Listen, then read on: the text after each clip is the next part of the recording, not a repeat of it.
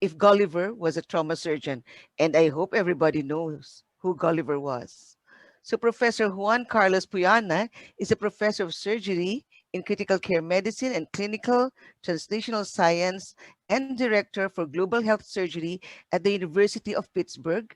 He is a member of the Global Health Committee of the National Academy of Sciences and is co-author of the book on global health and the future role of the United States. He is also a faculty of the DSTC course in Spain, Portugal, Argentina, Brazil, Singapore, and Greece, truly international, and a blood safe research study participant. Ladies and gentlemen, please welcome Professor Puyana.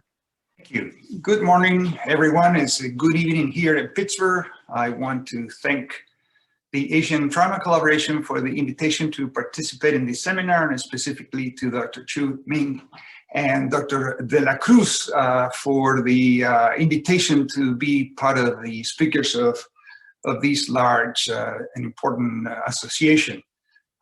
Today, I will be telling you a few stories of a trauma surgeon that wants to share experiences about the time when we used to travel, and that's why we will refer to Gulliver as if he was a trauma surgeon.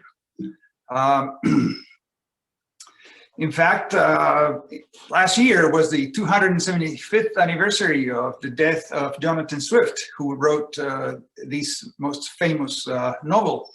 And when you look at it and you read it carefully, you realize that indeed Gulliver was a surgeon first before he went out to see and travel the world. It isn't clear what happened, but it appears that he wasn't very happy as a surgeon and that he got bored and decided to adventure and visit remote lands. And in a way, that's a little bit of what we do, or at least what we did before COVID. As a global surgeon, and specifically as a trauma surgeon in global health, one of my personal interests, we had the opportunity to travel and visit many places in the world and see the problematics and the challenges that load resources and restrain education opportunities makes it so difficult. And I think that this would be a befitting parallel to tell you how Gulliver got around. Unfortunate, COVID has changed the world, and I'm not going to say very much about it, but it is a global crisis that will have indelible footprints and will define generations to come. I think the human race was arrogant and didn't realize the impact of such a challenge, and a global pandemic turned into a global calamity, in part thanks to some of our very incompetent leaders, especially here in the United States. The cost of this is tremendous, and economically is compared to a horrible war for sure. But COVID let us sit at home and teach via the internet, Zoom, and we were able to communicate with people in many other ways, even though we were not traveling. Despite that, trauma surgeons have participated in global health for many, many years, and we convinced Dr. Feliciano to let us write a chapter about these in the most recent edition of the trauma book. So I encourage you to look at this chapter, and it summarizes a lot of the things that we're going to talk about today. We only have 20 minutes, so I'm going to tell you a few adventures of Gulliver. He had 4 trips, and I'm going to limit these to very short 4 trips in a parallel way to share some of the tribulations. And we will center our adventure around penetrating trauma, a personal experience, a trip in time, places, and people, because penetrating trauma invites us to think about what is it that happens when we see these patients, and it has to do with a great deal of societal problems and violence. And this is very different across the world. Singapore is not Pittsburgh, and it's not Colombia or some places in Africa or Central America. And that's why our exposure, our experience, and what we learn from each other is critical, because not all trauma surgeons see the same injuries with the same challenges.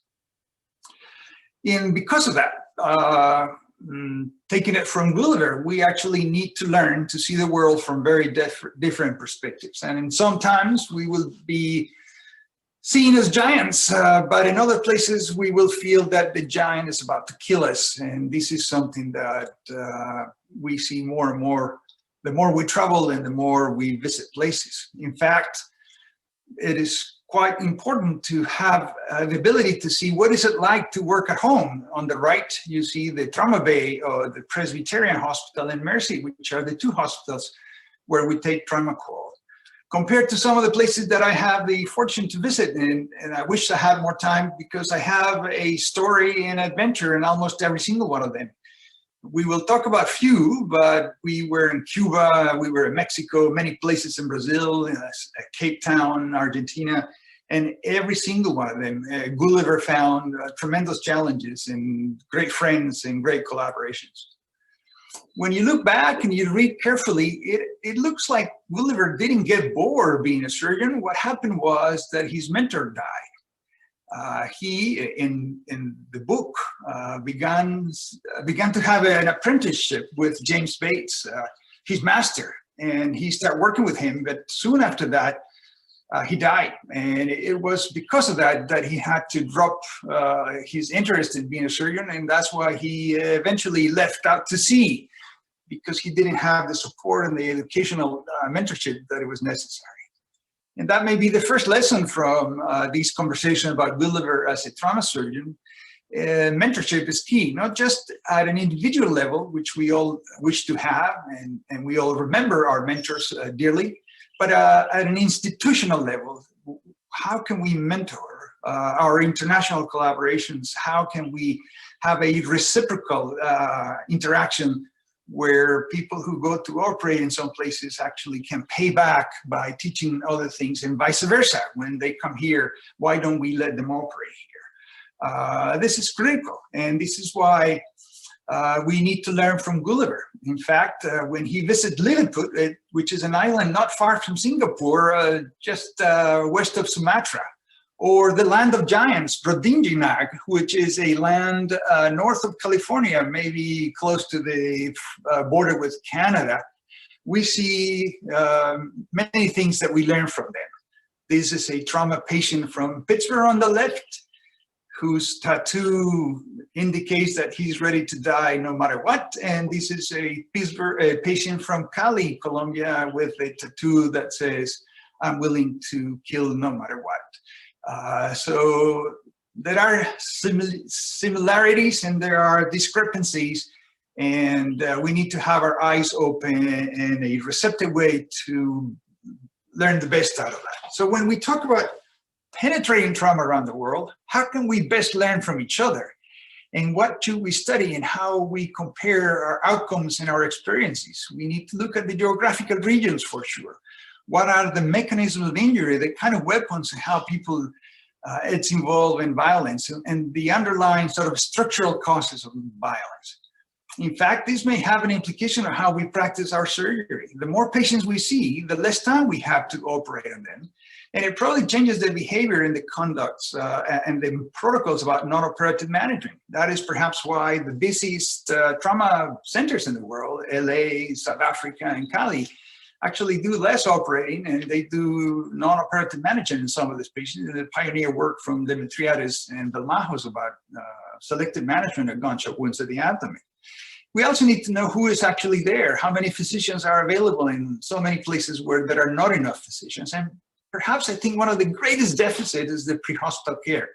If you look at the most advanced knowledge that we have captured today, the interventions that actually change outcome in trauma are those that are happening in pre-hospital care. The paper written by our group here in Pittsburgh, led by Dr. Sperry, that showed that carrying plasma in the helicopter actually made a difference. That probably will not happen for many years in many low-income countries. There will not be helicopters, there will not be plasma in the helicopters in Colombia or in Kenya or in many other areas of the world. So how can they actually improve what they do? We need to come up with improvements in their own context. the aggressors and the victims may change, and we need to learn how to do preventive interventions that may be different from one place to another. We need to be very conscious of our history, the history, our academic relationship, especially the North and the South, the West and the East. And that's why a trauma surgeon who does global health needs to learn from Gulliver. Why? Because it's not about the size of people that we're talking about here.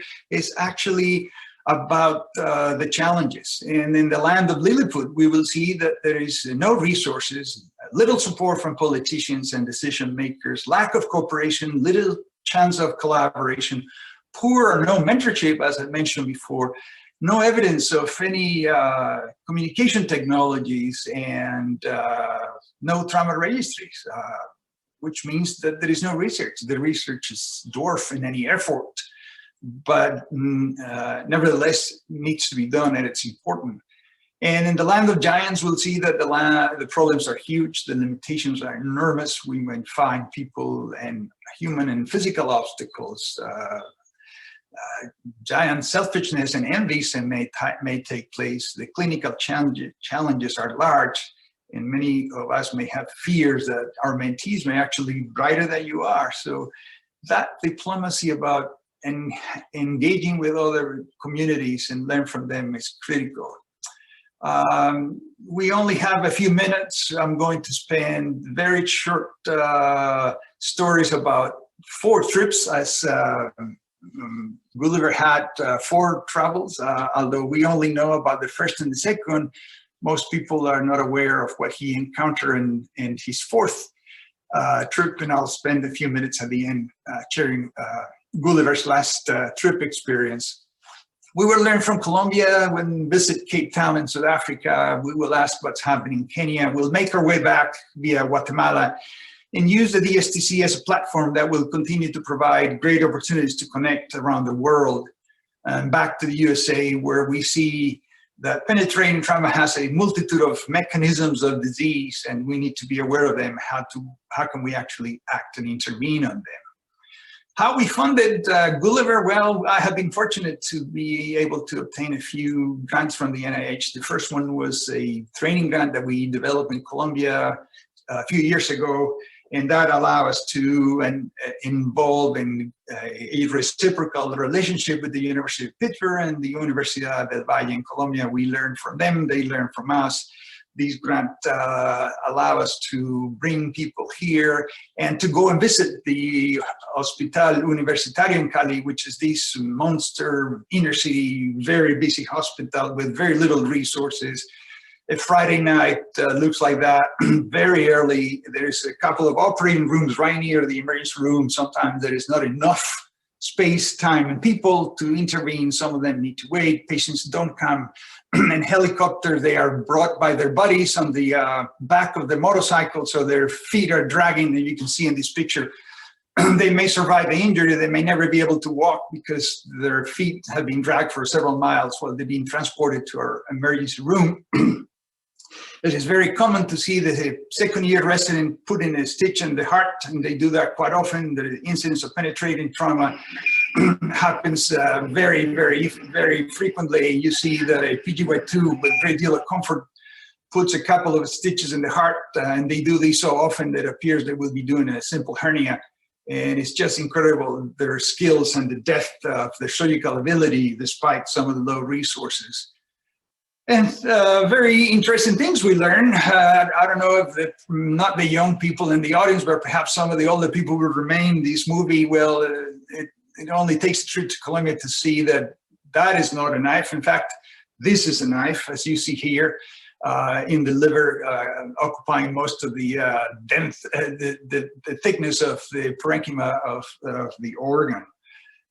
Of the things that we learned from the Colombias, one of I'm most proud of is the work that Dr. Garcia and Ordóñez led on sharing their experiences on damage control and severe lung trauma. And in fact, Dr. Mattox discussed that he was asked how to manage these patients in Baghdad, and he said in his comments that it is actually Dr. Garcia's response what may have taught some of the military surgeons what to do in these cases. I'm not going to spend a lot of time. They have probably the largest series of pneumonectomy due to trauma with only one mortality out of the 5 cases. And they do these defer intervention. They pack the lung, they clamp the pulmonary hilum, they take the patient to the ICU. You can see the patient in the unit here with the clamp in the hilum of the pulmonary vessels, waiting for him to be compensated, preventing the severe dilatation of the right ventricle, and then take the patient back to the open room, remove the pack and plan a deferred resection. They have been successful in doing that. They have described the technique. Even when they have no staples to do a tractectomy, they pack the bullet tracts in the lung. They do isolated ligations on some of the lower vessels, and then go back and reassess the grade of damage and do a deferred partial lobectomy in some of these cases. This is their data on some of the pneumonectomies. They have more. This is all data, but this is one of the things that we learned from them, and Gulliver took the advantage of adapting. And they have been able to continue to publish and continue to actively do research. Right now, they are pushing the envelope on the indications for Reboa. This is work that I haven't been involved with. They are independent investigators right now, and I'm very proud of the work that they have done to this point. We move quickly. We continue to visit other places. Cape Town is one that we learned a lot. This is a group from Cape Town who, since 1960s, have been promoting conservatism and penetrating injuries. They have an incredible setup. It's a very busy place. There is only 2 places in the ER, the emergency room and the trauma unit. They have these high-speed, full-body radiology, which was used to detect diamonds on diamond workers in the mines in South Africa, and now it's been used to use very little radiation to do one single X-ray on the patient. They know exactly what the injuries are, and then depending on that, decide what kind of CT scans to do. If the patient's stable, they have a very high index of penetrating trauma, and their protocols reveal how effective they do these management. This is an example of what they use in penetrating injury to the neck, depending on whether or not the airway is obstructed.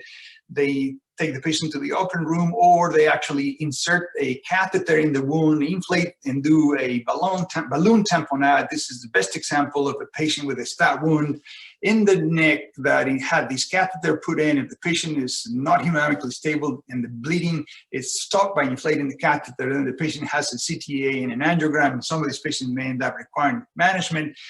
And about 78% of these patients actually did not need any further work.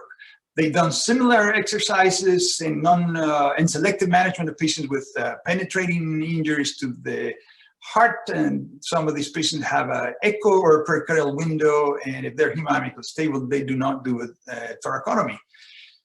Cape Town has become a place of training, and many English-speaking people go to Cape Town to learn from them. If you speak Spanish, you could come to Colombia or Brazil or Chile and learn from them as well. We're now involved in Kenya. I'm going to spend 2 minutes talking about Kenya because the challenges here are different. It's not about violence, but there is a great deal of need for improving blood supply. And we have fortunate to have a grant from the NIH to study these. In Kenya, there is not enough donation, no collections, many infectious disease transmitted through the transfusions, and widespread anemia. This makes tremendous challenges. We were given a grant over the next 6 years to study these with a consortium working with people from Ghana and Malawi as well. And we are going to look at different contexts and different needs in different sites of Kenya, and then we're going to do a implementation science exercise to see how we can improve the blood continuum from vein to vein and collect data in these remote places, analyze it, and introduce disruptive techniques with the help of industrial engineers to optimize the use of blood transfusions and implement these according to some innovative implementation science. Finally, on the way back, we stopped in Guatemala. We've been able to work there for a couple of years. We got a few grants that allow us to introduce a trauma registry in one of the busiest and most violent cities in the world. This is Guatemala City. The incidence of penetrating trauma here is extremely high. The mortality is very high. It is a constant chaos in these hospitals.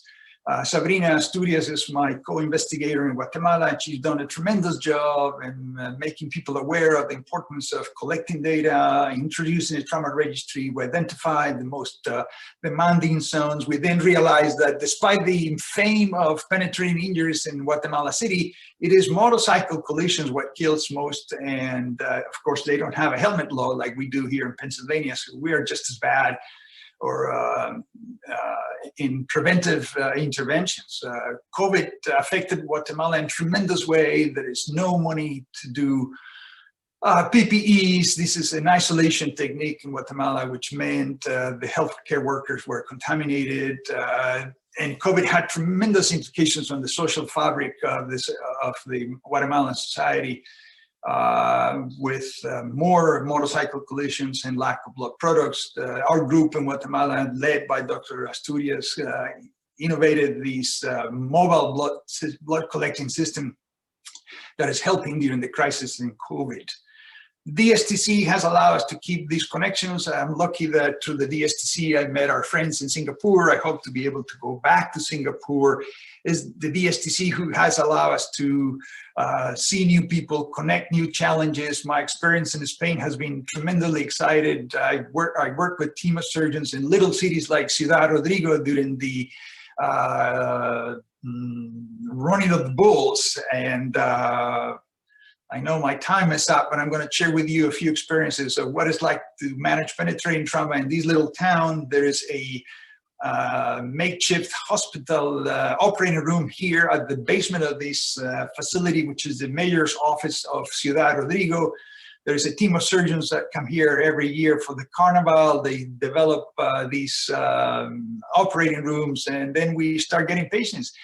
This is a family that were hit when the bulls were let go through the city, as they do in the running of the bulls in Pamplona. And here we are operating on father or son. This kid was gore through the buttock and injured his femoral vein. Femoral artery, I'm sorry. We did a shunt and sent the patient to a larger facility. We extract a piece of horn from the thigh of this patient. Was quite an experience, and Gulliver learned a lot from working in Spain and many, many places, learning from their experience and teaching DSTC there. I wish I had more time. We had the opportunity to mentor people that have gone to do other things in other places. The ATLS was the combined effort of Dr. Jimenez here, chair of the American College of Surgeons, and Mark de Moya, who you just listened to him earlier today. Salamea has allowed us to send residents from Pittsburgh and Georgetown and many times, and they continue to work together in Ecuador. We've done that in Argentina, who also used the balloon for controlling hemorrhage in the junction area, not just in the neck, but in the groin and the axilla. And in Chile, one of our fellows, when they're operating with them, worked together in a couple of papers, and we were able to write about the effects of COVID in Santiago. Unfortunately, the mechanisms of disease are not as simple as they are when we talk about shock. We would like to see how tissue damage happens, and there's capillary damage in society. The damage is at a different level.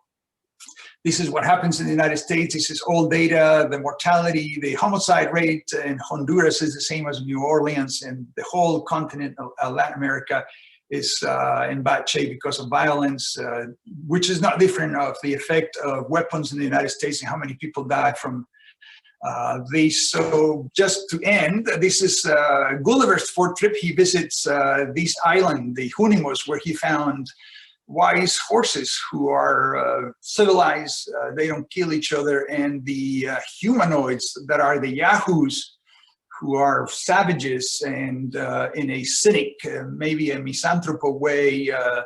Jonathan Swift writes about the disappointment of seeing how society hasn't been able to deal with some of these issues. And this is an interesting way of seeing the effects of Gulliver. The reality is that the mechanism of disease of a world ruled by Yahoos is the combination of how society it's damaged by lack of gun control, racial disparity, interpersonal violence, organized crime, Black Lives Matter effect, and drugs and alcohol. And It is a lot of work to do, and clearly not. It's going to take many Gullivers to work on these. This is what happened during the pandemic. Gun injuries went up. Mass shootings continue to be a tremendous problem in the United States. So just like Gulliver, I sometimes go to the island of the horses and talk to them, as they seem to be wiser than we are. For that, Gulliver is saying goodbye. Thank you very much for the opportunity to talk to you. And I hope that after COVID is better controlled, you guys can come to Pittsburgh. I will be happy to cook a paella for you. Thank you very much.